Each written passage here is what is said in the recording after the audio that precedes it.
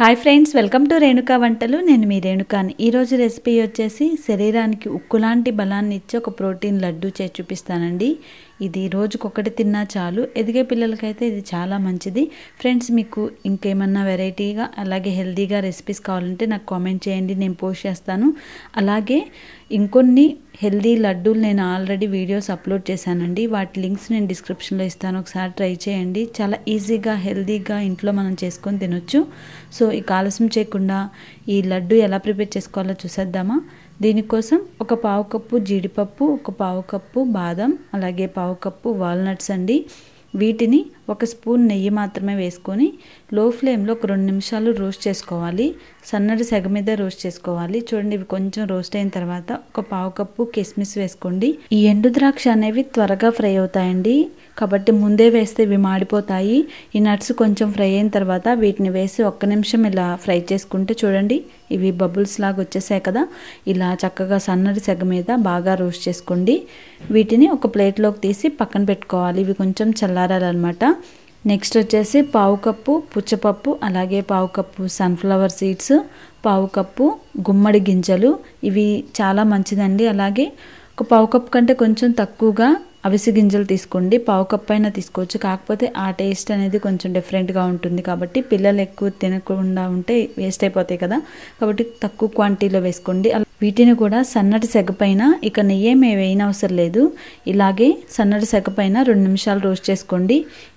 దీనిలో ఈ నట్స్ అన్నీ కూడా బాగా రోస్ట్ అయ్యి బబుల్స్ లాగా అవుతాయి, అంటే ఉబ్బుతాయి అన్నమాట. చూడండి, ఇలా రోస్ట్ అయిన తర్వాత ఇక స్టవ్ ఆపేసి వీటిని చల్లారనివ్వాలి, పక్కన పెట్టండి. ఫస్ట్ మనం ఫ్రై చేసుకున్న నట్స్ చల్లారిపోయాయి కదా, ఫస్ట్ వీటిని గ్రైండ్ చేసుకోవాలి. దీనిలోని 4 ఇలాచీలు కూడా వేసి గ్రైండ్ చేయండి. అలాగే మెత్తటి పౌడర్లా కాకుండా కొంచెం రవ్వగా ఉండేటట్లుగా గ్రైండ్ చేసుకోండి. ఇలా గ్రైండ్ చేసిన తర్వాత ఈ పప్పులు ఉన్నాయి కదా, వీటిని కూడా యాడ్ చేసేసి మరీ మెత్తగా పౌడర్లా కాకుండా రవ్వగా గ్రైండ్ చేసుకోవాలి. చూడండి, ఈ విధంగా గ్రైండ్ చేసుకుంటే లడ్డు అనేది చాలా టేస్టీగా వస్తుంది. ఇలా గ్రైండ్ చేసుకున్న తర్వాత బెల్లము 1 కప్పు, ఇక్కడ మనం స్వీట్ సరిపడినట్లుగా వేసుకోవచ్చు. అలాగే బెల్లాన్ని తురిమి వేసినట్లయితే బాగా మిక్స్ అవుతుంది, చక్కగా కలిసిపోతుంది అనమాట. ఇలా బెల్లం దీనిలో వేసిన తర్వాత మిక్సీ 2 సార్లుగా ఆన్ ఆఫ్ చేసుకుంటే ఈజీగా మిక్స్ అవుతుంది, బాగా కలిసిపోతుంది కూడా. ఇక్కడ స్వీట్ అనేది మన ఇష్టము. నేను తీసుకున్న కొలతల ప్రకారం అయితే కరెక్ట్గా సరిపోతుంది, చాలా టేస్టీగా ఉంటుంది, వెగుటుగా లేకుండా ఉంటుంది అనమాట. చూడండి, చక్కగా ముద్ద అయింది కదా. ఈ మిశ్రమం మొత్తాన్ని కూడా ఒక మిక్సింగ్ బౌల్లోకి ట్రాన్స్ఫర్ చేసుకోండి.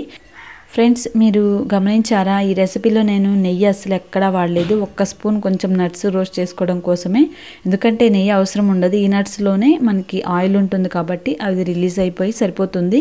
ఇప్పుడు మనం చక్కగా మీడియం సైజ్గా స్మూత్గా లడ్డూలు చుట్టుకోవడమే. ఇలా లడ్డూలు చుట్టుకునేటప్పుడు మీకు లడ్డు రావట్లేదు, నెయ్యి వేసుకుంటేనే బాగుంటుందంటే మరొక స్పూన్ నెయ్యి వేసుకొని లడ్డు చుట్టుకోండి. చూడండి, నేను తీసుకున్న క్వాంటిటీకి ఇలా నాకు కొన్ని లడ్డూలు అయ్యాయి. ఇవి చాలా టేస్టీగా ఉంటాయి ఫ్రెండ్స్.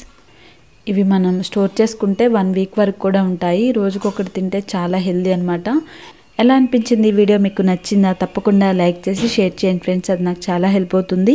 మరిన్ని వెరైటీ రెసిపీస్ కోసం రేణుకా వంటల ఛానల్ సబ్స్క్రైబ్ చేసి సపోర్ట్ చేయండి. Thank you.